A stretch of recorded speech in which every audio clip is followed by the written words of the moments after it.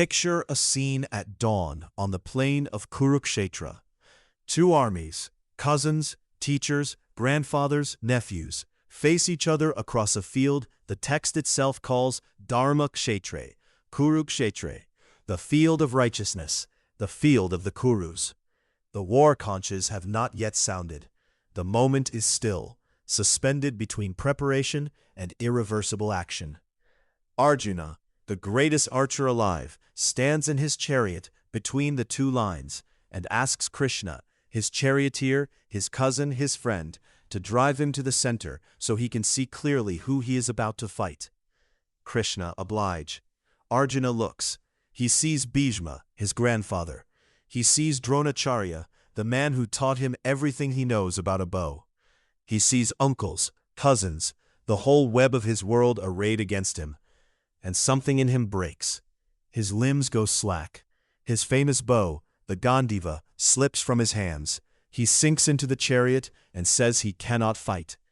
The Gita calls this state Vishada, from V, an intensifying prefix, and Shada, sinking, profound collapse. The entire first chapter is labeled Arjuna Vishada Yogam, the yoga of Arjuna's dejection. That the tradition chose to call this a yoga, a discipline, is itself a clue. The despair is not an obstacle to the teaching. It is its occasion. Arjuna's collapse is not cowardice. The text is careful about this. His grief is noble at its root. He genuinely loves the people standing across from him. But love has been filtered entirely through calculation about outcome. What will happen? What will be lost? Who will die? What the world will say afterward? He cannot lift the bow because he is paralyzed by the fruit of lifting it. The Sanskrit word for this is phala asakti, clinging to outcome, addiction to result. Krishna waits. Then in the second chapter, after gently naming what has happened, and after laying the Sankhya foundation that the Atman cannot be killed, and therefore the metaphysical stakes Arjuna fears are partly mistaken, he delivers the verse that the entire tradition has gathered around for more than 2,000 years. Chapter 2, verse 47. Sankhya Yoga, verse 47. Karmani evadikaraste, ma phaleshu kadachana, ma karma phala heturbur, ma te sango astva karmani. You have the right to perform your prescribed duty, but you are not entitled to the fruits of action. Never consider yourself the cause of the results of your activities, and never be attached to not doing your duty. 4 negatives packed into 2 lines. Ma phaleshu kadachana, never under any circumstance is your claim upon the fruits. Ma karma phala heturbur, do not consider yourself the cause of results. Ma te sango astva akarmani, and do not, in recoil from all this, cling to inaction. The verse closes off every escape route that outcome anxiety opens. You cannot hide in the illusion of being the controller, and you cannot hide in doing nothing. Only the action itself remains, clean, present, fully yours. The concept the later tradition would call Nishkama karma, nik plus kama, action without desire, without craving for a particular result, does not appear as that exact compound in the Gita itself. The Gita's own language is karma phala tyaga, renunciation of the fruits of action. Tyaga, from a root meaning to abandon, to release, not to suppress results from your mind, but to release your grip on them. The distinction matters enormously. Suppression would be a kind of violence against the self. Release is something else, a loosening. The very next verse, 248, completes the instruction and gives it a name. Yoga staha kuru karmani sangam tyaktva dhananjaya. Siddhi asiddhyo samo bhutva samatvam yoga uchate. Fixed in yoga, do your work, O Dhananjaya, winner of wealth, Krishna calls him, perhaps gently ironically, abandoning attachment with an even mind in success and failure. For evenness of mind is called yoga. The word at the center of this verse is samatva, sama, equal, balanced, tva as a suffix of essence, equanimity. The text does not define yoga here as technique or posture or even concentration. It defines yoga as this quality of remaining equally present whether the result goes well or goes badly. Samatvam yoga uchate. Yoga is called equanimity. Method and fruit are the same word. Chapter 3 extends the teaching toward action itself. Verse 19 of Karma Yoga. Tasmad asaktaha karyam karma samachara. Asakto hi acharan karma param apnoti purushaha. Therefore, always perform your prescribed action without attachment. For by performing action without attachment, a person indeed attains the supreme. The word asaktaha, unattached, appears twice in the same verse. The repetition is not accidental in Sanskrit literary composition. The text is insisting. It is not enough to understand non-attachment philosophically. It must be the actual texture of how you move through the work, hour after hour, satatam, continually, perpetually.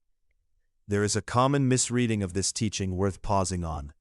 Nishkama karma is sometimes understood to mean acting without any internal motivation, a kind of blank performance, the psychological equivalent of a machine. Swami Vivekananda, who gave the concept much of its modern articulation, pushed back on this directly. The meaning is not that neither pleasure nor pain should touch the mind. That would describe an animal, not a liberated human being. The teaching is sharper than numbness. It asks for full engagement, with full effort, full care, full love for the work itself, while holding the outcome with an open hand. The fire of engagement stays. What is released is the grip. Think of a parent whose adult child is struggling, drinking heavily, making choices that seem designed to undo every good thing built across 30 years. The parent has done everything, been present, been honest, offered help, stepped back, stepped forward again. At some point a kind of threshold arrives, not indifference, which would be a failure of love, but something more like this teaching.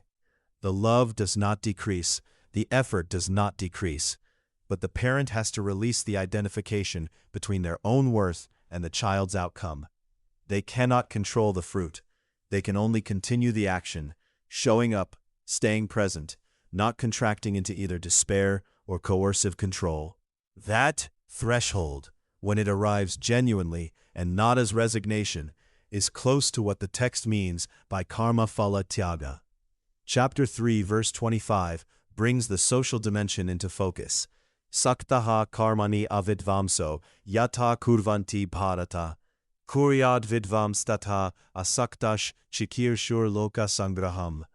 As ignorant people perform their duties with attachment to results, so should the wise act without attachment for the sake of leading people on the right path. The phrase here is loka sangraha. Loka, world or people. Sangraha, holding together, cohesion. The welfare of the world. The wise person does not stop acting. They act with the same outward engagement as the person driven by desire. The difference is entirely interior and entirely consequential. And that interior quality has an exterior function. It models something for others. The world holds together partly because some people in it act from duty rather than from craving. Chapter 4, verse 19, reaches toward the interior mechanism by which all of this becomes possible. Yasya sarve samarambaha kama sankalpa varjitaha janagni dagda karmanam tam ahu panditam buddha. The enlightened sages call those persons wise whose every action is free from the desire for material pleasures, and who have burned the reactions of work in the fire of divine knowledge. The image here is Jnanagni, the fire of knowledge, consuming the accumulated weight of result-seeking action. Karma that would otherwise bind, clinging the way smoke clings to cloth, is burned away not by suppression, but by illumination. When you see clearly that you are not the ultimate author of outcomes, the binding loosens. The fire does not destroy the action, it destroys the ego's claim on the action's fruit. Chapter 5, verse 11, gathers all the instruments of the self, body, mind, intellect, even the bare senses, and places them in this same frame. Kayena manasa bujya kevaler indriyer api, yogina karma kurvanti, sangam tyaktvatma shuddhaye. With the body, with the mind, with the intellect, even merely with the senses, the yogis perform action towards self-purification, having abandoned attachment. The word cavalier, merely bare, stripped, suggests that even the most elemental sensory contact with the world can be an act of yoga when performed without the grasping of sangha, attachment. Nothing is excluded from practice. Every gesture is available. Before the Gita formulated this in the setting of Kurukshetra, the Ishavasya Upanishad had already placed it at the heart of Vedic understanding. The second verse of that short text, Kurvan evaha karmani jijivishet shatam samaha, says this: by doing karma indeed should one wish to live here for 100 years. For a man such as you there is no other way than this, whereby karma may not cling to you. Live a full life, act completely, but act in such a way that the action does not adhere, does not accumulate into bondage. The image of karma not clinging to you, na karma lipyate nare, is almost physical. Oil on a leaf, water on lotus petals, the action falls away clean. Arjuna's journey ends in chapter 18 at verse 73. Nashto moha, my delusion is destroyed. He does not say his grief is gone, or that he no longer loves his grandfather. He says moha is gone, the confusion that fused his duty with his desired outcome. That made it impossible to act, because he could not bear what acting would cost. The narrative enactment of Nishkama karma follows. He lifts the Gandiva and fights. At the end of the 18-day war, the outcome Arjuna feared comes to pass. Many of the people he loved are dead. The world he wanted to protect has changed irrevocably.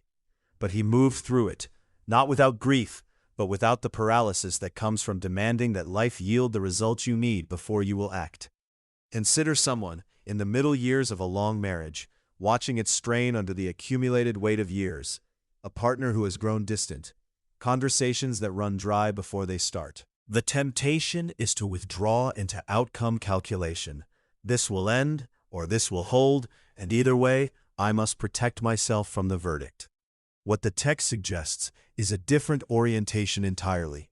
Stay in the action of the marriage, in the daily faithfulness of it, without demanding that the effort be guaranteed by a particular result. Not passivity, not surrender. The full effort without the clenched fist around the outcome. What to carry forward into your actual day. The Gita does not ask you to stop caring about what happens. It asks you to locate the seat of your identity somewhere other than in the result. Your prescribed action, whatever is genuinely yours to do in this moment, that belongs to you entirely. The fruit does not. When these two things are disentangled, even slightly, something shifts. The action becomes lighter. The grip loosens, and the work, whatever the work is, can finally be done.